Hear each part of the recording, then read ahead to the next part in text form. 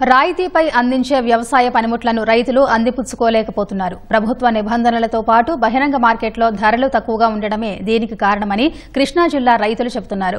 వ్యవసాయ యాంత్రీకరణ sub machine కింద 50% రాయితీతో పనిముట్లను అందించేందుకు ప్రతి జిల్లాకు 2,80,00,000 చొప్పున ప్రభుత్వం మంజూరు చేసింది.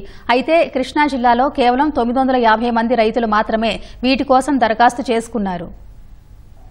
ఇంప్లిమెంట్ సబ్సిడీలు అనేవి మాకు అంత ఇదిగా లేవు. ఈ కల్టివేటర్లు మనం చేయించుకుంటేనేమో 36,000కి అయింది. సబ్సిడీ అయితే 49,000 చెప్తున్నారు.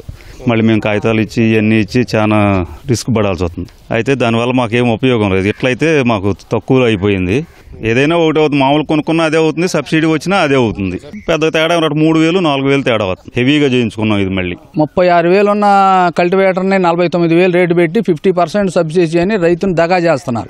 ఈ ఇంప్లిమెంట్స్ కూడా ట్రాక్టర్ ఉండాలి, రైతు పేరే వ్యవసాయ భూమి కూడా ఉండాలి. అది 2.5 ఎకరాలు 5 ఎకరాల లోపు అని ఇది పెడుతున్నారు. 2.5 ఎకరాల లోపు ఉన్న రైతు అసలు ట్రాక్టర్ కొనలేడండి.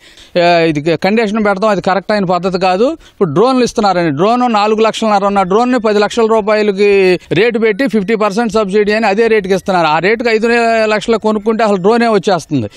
₹1,00,000, ₹1,50,000 రోటోవేటర్ని 40,000 సబ్సిడీ అంటున్నారు. 50% ఇవ్వాలి దానికి కూడా. చిన్న సన్నకారు మరి పెద్ద రైతులు కూడా ట్రాక్టర్లు ఉన్నాయి, వాళ్ళకి ఇంప్లిమెంట్స్ కావాలి. 2.5 హెక్టార్ భూమి లేకపోతే 2 హెక్టార్ల భూమి ఉన్న వాళ్ళకే అంటున్నారు. అది పెద్ద రైతులు కూడా వర్తింపు చేయాలి.